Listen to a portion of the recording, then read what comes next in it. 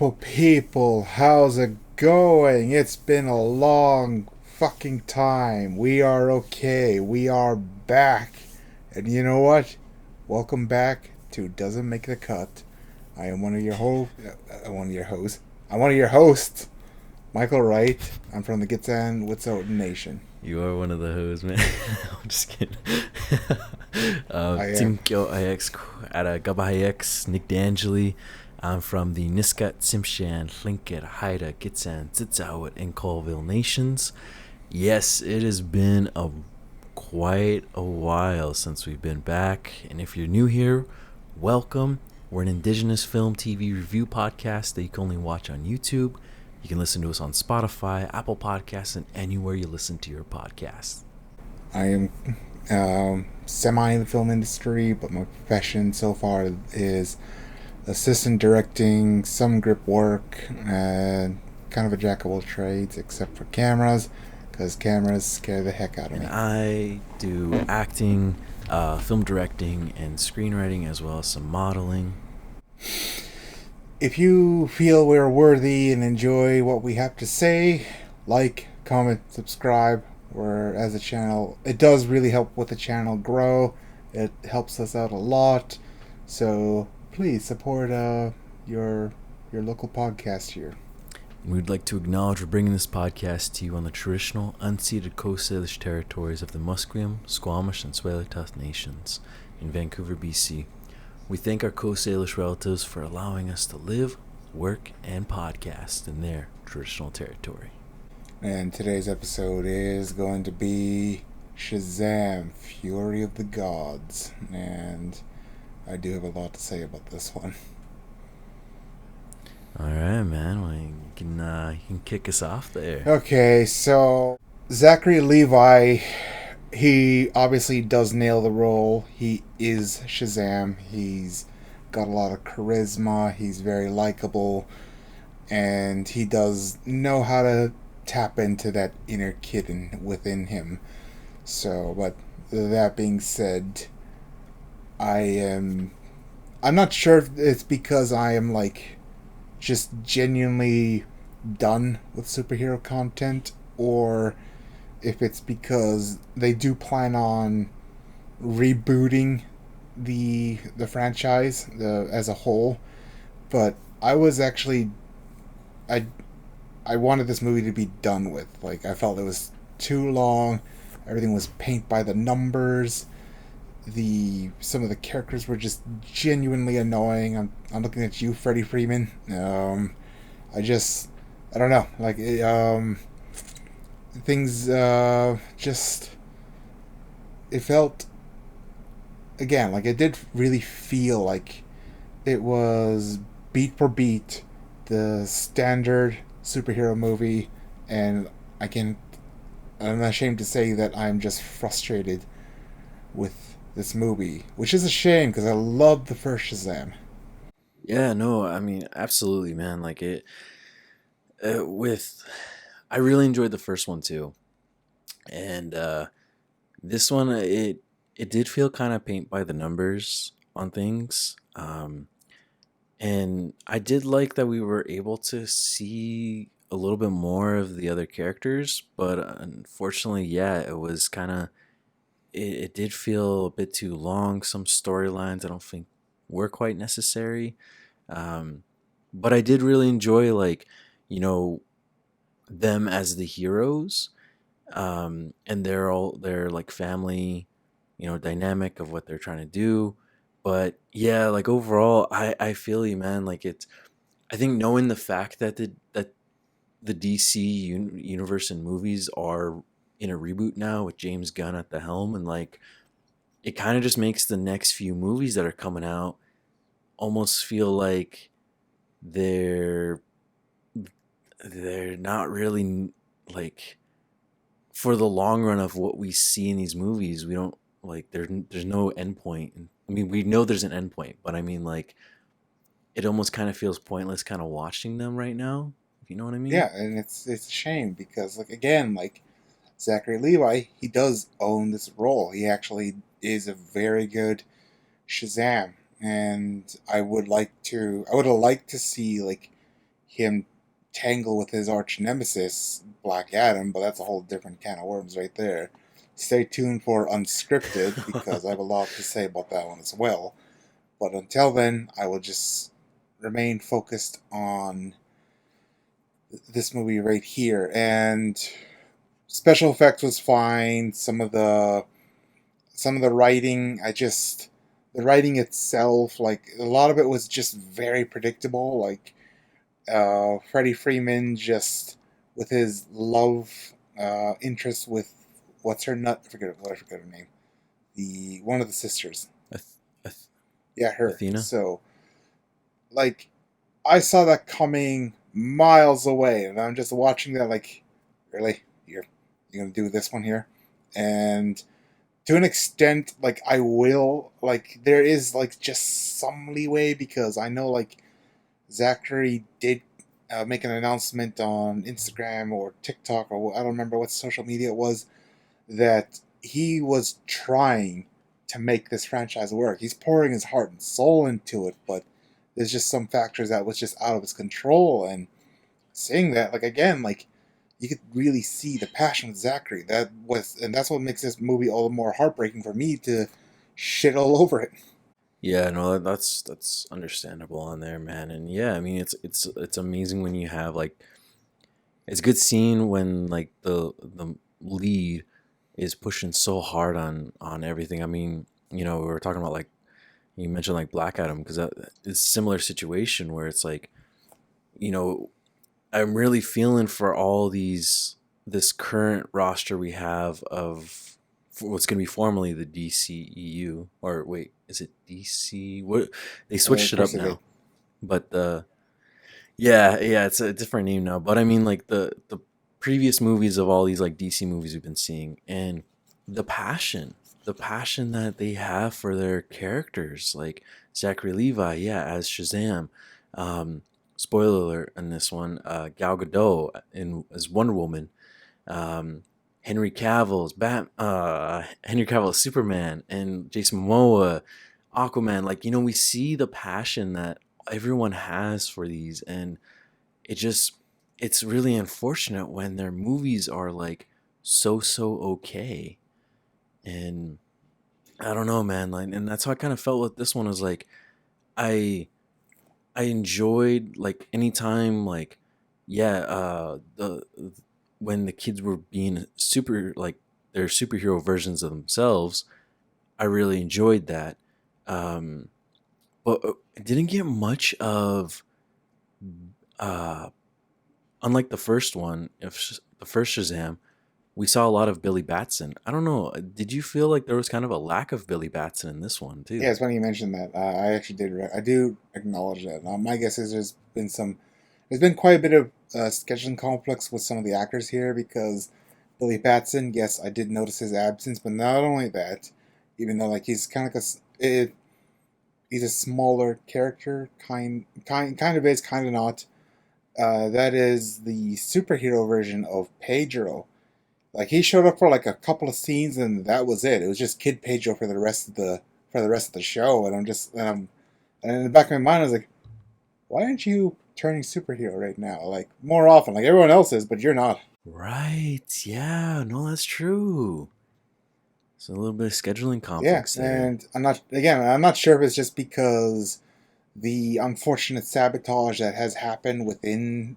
There's been a lot of internal conflicts going on behind the scenes here, and yeah, it's really unfortunate. There's a lot of internal conflicts within DCEU or whatever the hell they're calling it right now. Like between Dwayne the Rock Johnson, unfortunately sabotage. It breaks my heart saying this, man, because I do love Dwayne. Him sabotaging the DCEU, and not only that, James Gunn is coming in and just retconning everything, and it's unfortunately like it is absolute that this is a product of that internal conflict that's going on behind the scenes of Warner Brothers. Yeah. Yeah. No, absolutely, and that's definitely um, something that is a lot. was very noticeable in their movies, not particularly like the ones like last year's the Batman and um, the HBO series Peacemaker and um, the Suicide Squad that came out as well. I think it came out last year too. Um, but a lot of the movies that just feature the heroes um, in this current timeline they're in, you could just tell like it's just so much middling's going on, um, and it's hard to stay like looking at it just from like a couple of perspectives. On like, yeah, they could just be wrapped up in their own individual story, but at the same time, like it is kind of like robbing the fans of the things that we're hoping for, like seeing Shazam against Black Adam, seeing Shazam going in with the Justice League, and like all of that I hope one day we will eventually get. Um, but right now it's just all it's it's it's teasing us, but then also um, I just hope this next chapter in DC is a clean slate, and that I do hope that we get like at least some cast members of like these previous movies come back to reprise their role, like with Zachary Levi as Shazam. You're absolutely right. Like he really nails the role. He knows who and like what Shazam is, and I feel like he's one of those guys. He's like one of those actors who are like kind of like born to play a certain Mhm. superhero. You know? No, absolutely. Like he's got the looks, he's got the charisma, and he's got the passion at the end of the day. Like, and he does know how to. He does know comedy. Like he knows like the timing. He knows. He understands it. Like a great example is some of my favorite scenes is them talking to Steve, the fucking sentient pen, and like that's Oh one of my yeah, favorite scenes. But that scene sometimes it did drag on just a little too much, and that's just a small example of just some scenes in this movie just going on for far too long. It should have been shortened up. Things, and it just feels right now. It feels a little too unfocused in what it's trying to be in this movie here. yeah. No, I definitely feel that, and um, uh, something that I did really enjoy too was actually the villains in there. We got Helen Mirren and Lucy Liu as the sisters there, as well as Rachel's I think Ziegler who plays Athena. Like I don't know, I kind of liked how their like sister dynamic really played out. They work for the most part. I was able once again, like it's very some of the conflicts in here are very predictable. Like, of course, there's going to be one extreme to the next, and the one that's just kind of in the middle ground. And that being said, I'm actually surprised. I'm glad to see Lucy Liu return because she I don't recall her seeing her too often. Ageism is a real thing. I think she's suffering through that right now, and yeah, so it's I am glad to see Lucy Liu. She did an okay job with playing the villainous role. I think I'm not sure that she just needed a little more direction. I'm not sure if it was the writing, but I have seen her do sinister and menacing. A great example is her role in Kill Bill. Like that, like I wish I would have saw a little more of that intensity right there, as opposed to this where it does feel like Lucy Liu was just trying to hone it in. Mm, fair enough. Yeah, I did really love her in Kill Bill. She's she's awesome in there. But yeah, I mean, maybe that was kind of just overall the a lot of the factors in this movie was a little bit directionless. I don't know. Like there were really good things I enjoyed, but yeah, I think I don't know, 2 hours and 10 minutes. It was kind of dragged on a little bit, and yeah, I mean, a lot of the scenes kind of dragged on a little too long as well. Um, but overall, I thought it was thought it was okay, and I did really enjoy seeing Gal Gadot come in as Wonder Woman. That was probably her last time being Wonder Woman Probably. there. Well, we won't Um, know for another yeah, year or two. right, right. But I mean, overall, I mean, it did feel like a nice, fun movie. And that's you know something that really enjoyed about the first Shazam was that it was so different from everything else that had come out during the Zack Snyder era, that it was just something new, something fresh, a little bit more lighthearted, and that's kind of what it came with this one. Unfortunately, I feel like it just came with the paint by the numbers superhero um, that we've been kind of getting from all ends right now. It's been fairly rare that right now there's been a pretty decent superhero movie um, that's like has a little bit of everything. Just right now, I just feel like there's a little bit of a funk. Like I haven't even seen Ant-Man yet because I'm starting to get kind of not necessarily fatigued, but just kind of like I don't know. I gotta prep myself for this stuff nowadays, and it's too bad, Yeah, it's a shame. Like, 30 years ago, or even 40 years ago, when it was more like socially taboo for geeky stuff like this to openly enjoy without being scrutinized, and now it's openly welcomed by everyone. But as of right now, the superhero genre, it does feel like it is fizzling out to an extent. Like there are a few that generally captures everyone's geekiness. A few examples is The Boys and Invincible. So I think like there still is an audience for it. We still like it. We still love it. Whether if it's just too much is being come out right now, or they just generally don't care anymore and they just want to try release things out just to get their money's worth. But at the end of the day, something really does need to change. Obviously, we'll touch base on this more in Unscripted. Stay tuned for that episode. I'm promoting the hell out of it right now. Hey, there we go. Yes, and but yeah, I mean, I'm definitely looking forward to, um, we got Aquaman coming out, and I I don't like the shit. What's his face again? Miller in the Flash, but I'm still looking forward to everything else that's gonna be because I feel like that movie's just gonna just switch up the current timeline that we in that this whole universe is in right now. Yeah, I liked it. I thought it was a good family movie. Had some good laughs, but overall, I kind of felt like it was just going into kind of predictable areas, but it was still like a fun movie. I rated it at a 6, so about a fine cut. Okay, so for me, like as some of our loyal viewers know, I'm a little more critical in my intake of media.